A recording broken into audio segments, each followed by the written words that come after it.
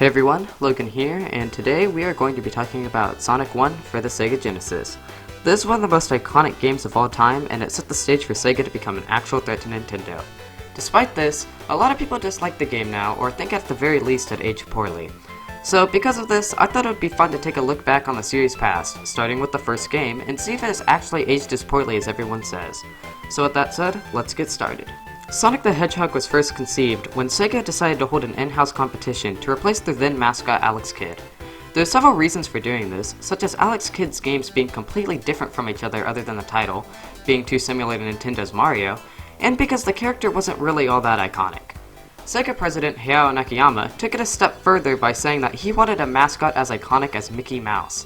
So, the competition was on. There are hundreds of different characters submitted, such as a rabbit who grabbed things with his ears, who would later be transformed into the game Rice Star, a Bart Simpson-looking character who is kinda similar to Mario, and everyone's favorite 26th president, Theodore Roosevelt, who later went on to become the series' main antagonist. During this process, a Sega programmer named Yuji Naka came up with the idea that a character could roll up into a ball and defeat enemies. Sega higher-ups liked the idea and narrowed their search down to characters that had a hard shell or spikes that would make sense for this concept. It was eventually narrowed down further to a drawing on a napkin with a Hedgehog character named Mr. Needlemouse, created by Naoto Oshima. The developers thought it was a perfect fit and began working on developing the character as well as the game.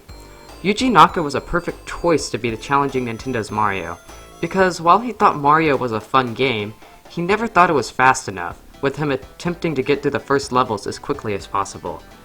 With this in mind, he began working on a game that, at the time, was unmatched in sheer speed. Mr. Needlemouse, meanwhile, was starting to be developed into the character he is today. Keeping with the fast-paced nature of the game, the character was renamed to Sonic, as a pun to the phrase Supersonic, which is anything above the speed of sound. It then changed its color to a light blue to match the Sega logo. However, as development of the game moved further on, it was changed to a darker shade of blue so he could stand out against brighter environments. Next, they decided to give him an attitude to go along with Sega's stance on being the more mature console. For some reason, they chose Bill Clinton's quote-unquote get-it-done attitude. Finally, they wanted to make him appeal to American audiences, so decided to put him into a rock band, give him a human girlfriend named Madonna, and finally, they gave him fangs. After they were satisfied, they sent the concept art over to Sega of America to review the changes. Thankfully, Madeline Schroeder, product manager of Sega of America at the time, disliked the character's additions, so she went to Japan to convince them to get rid of all of them. She also refined Sonic's overall design, making his quills softer than they previously were. Sega of America also hired an artist to redraw Sonic to be more American, even though the character was already designed with America in mind. The result is terrifying. In what dimension does this look better than this? I just don't get it.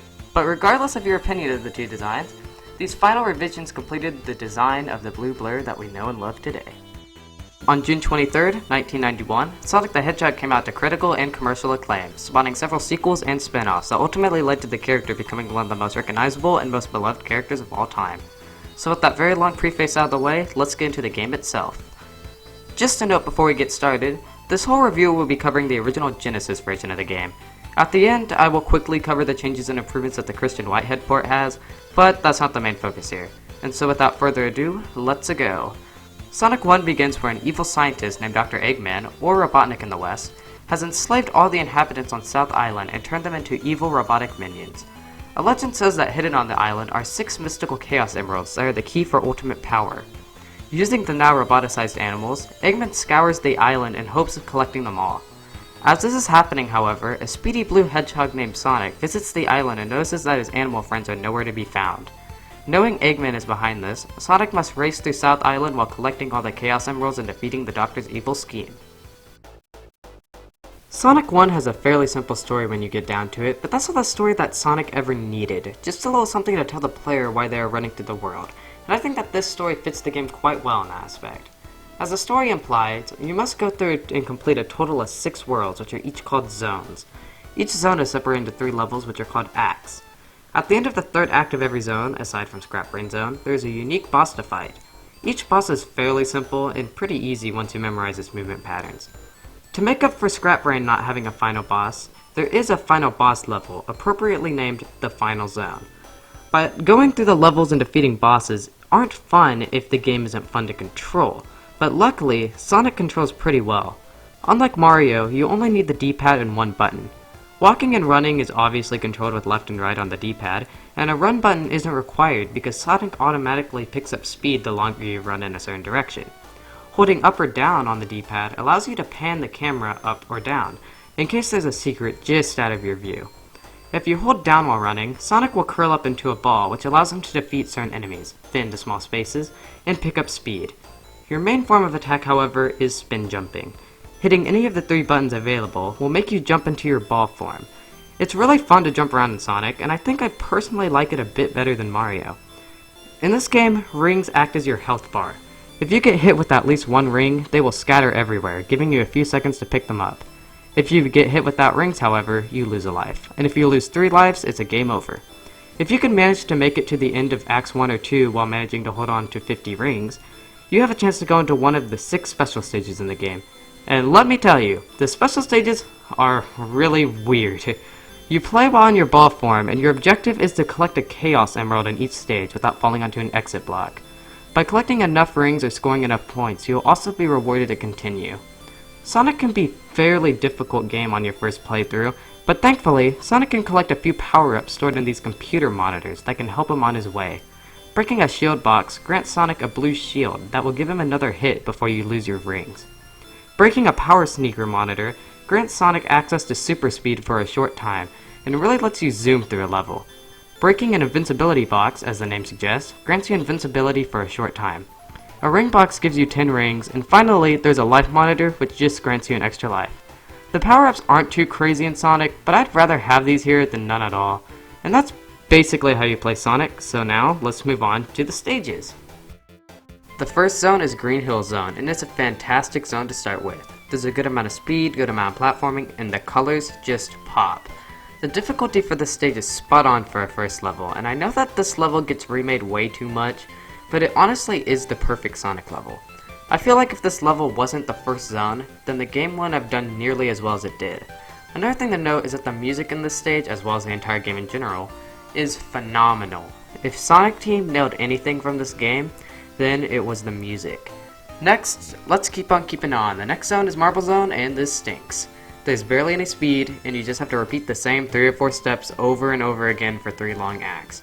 Jump on this block, jump over blocks, avoid lava, just over and over, and it's not fun at all. I wish I had something good to say about this zone other than the music, but I just don't like anything about this level, unfortunately.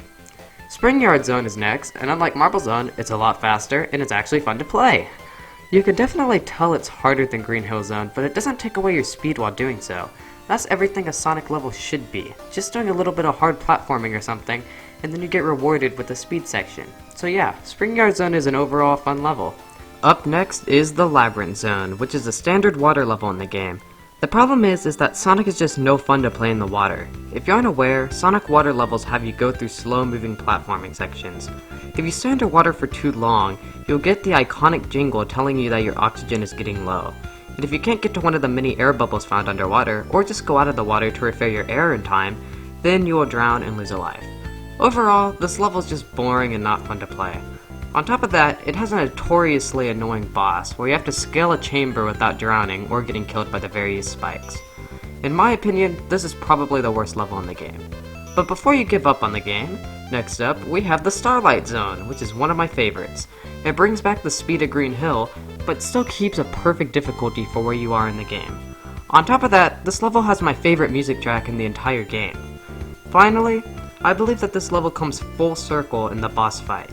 You see, earlier in the zone, you had to learn how to use these seesaws to progress through a level, and for the boss, you have to use these seesaws to defeat it. Overall, it really is a great level, especially after the Labyrinth Zone. Next is the final 3-act zone, which is the Scrap Brain Zone. The first 2 acts have you running through a very machine-themed area, while avoiding buzzsaws and flamethrowers. For the final full zone, I think that Scrap Brain's Act 1 and 2 aren't that bad. Not my favorite level by a long shot, but like I said, they aren't too bad. Act 3 is where it gets annoying. Remember Labyrinth Zone? Well, this is Labyrinth Zone again, but much more difficult, with bubbles spawning much more infrequently. However, at the beginning of the act, if you run under the bridge, there is a shortcut which makes this act pretty fast to complete. At the end of Scrap Brain Act 3, there's a spring that takes you up to the final zone. And before I talk about it, just a warning, there are spoilers for the final boss and the ending ahead. I mean, you've had 28 years to play this game, but I'm just making sure. Anyways, the final zone just consists of the final boss fight. The final boss is actually pretty good in my opinion. There are 5 cylinders in the area. 2 will move at a time, attempting to crush Sonic. If Sonic can survive this, then 5 energy spheres will come and home in on him, where you must move or jump out of the way to avoid dying. His attack pattern will keep looping until you beat the boss. And the key to beat the boss is that Eggman will switch cylinders each time, and you must jump into the cylinder he's riding in until it explodes. After you explode his final creation, he'll attempt to flee, giving you time to get one last hit in. The ending is kind of underwhelming. It just has Sonic running back to Green Hill Zone with his animal friends. Roll credits. But you may be asking, what happens if you get all the Chaos Emeralds? Well, then you get the good ending, where Sonic just uses the emeralds to restore the nature of Green Hill. What a revelation. The end. So, that's Sonic 1, and while I do believe it is still a good game, there are some definite problems here. For one, there is only 6 zones. Every Mario game on the NES had more levels than Sonic 1, and they had more hardware limitations. Having less zones isn't always a bad thing, like quality over quantity, but Sonic 1 just feels a bit light for being on a 16-bit console. Also, most of the stages are way too dark. Just take a look at Green Hill Zone. It's bright, colorful, and a joy to look at. But the rest of the game goes for a much darker color palette, and I just don't understand why. Another issue that is most apparent in Labyrinth Zone is that some places there are massive frame drops, and it kinda dampers the whole experience. But my biggest complaint is that Sonic 1 has a lot of trial and error to it. Like, some trial and error is fine, but Sonic 1 has way too many places where on a first run, things can kill you just because it happens with no warning. It's excusable for the first Sonic game, but it can really get annoying. Now, this final nitpick doesn't really affect my experience at all, but there is actually a speed cap in this game, meaning that you stop increasing speed at a certain point. Like I said, it's not really an issue, but it was worth pointing out. Some of these complaints do make sense though, since Sonic 1 was primarily competing with the NES, but it can still be a massive pain with some of these problems. However, this game has had a bit of a revival recently, because in 2013, famed developer Christian Whitehead remastered the game, putting it on widescreen, giving it a save system, and it runs at a consistent 60 frames per second. He also added Tails and Knuckles as playable characters, added elemental shields, and finally it gave you access to using Super Sonic and the Spin Dash. This is by far the definitive way of playing Sonic 1, and I highly recommend playing this version if this is your first time playing it. Fortunately though, it's stuck on phones only, which is kinda strange because they ported his version of Sonic CD to consoles and PC, but whatever. Let's just hope Sega puts it on PC and consoles someday, hopefully sooner than later.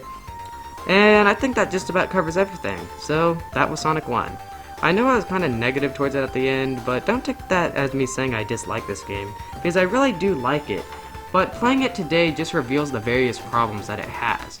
It was revolutionary and started one of the most famous video game series of all time, but it's just good on its own merits. Regardless of this, I really hope you give this game a try, and I'll see you next week with Sonic 1 for the Sega Game Gear and the Master System. Goodbye.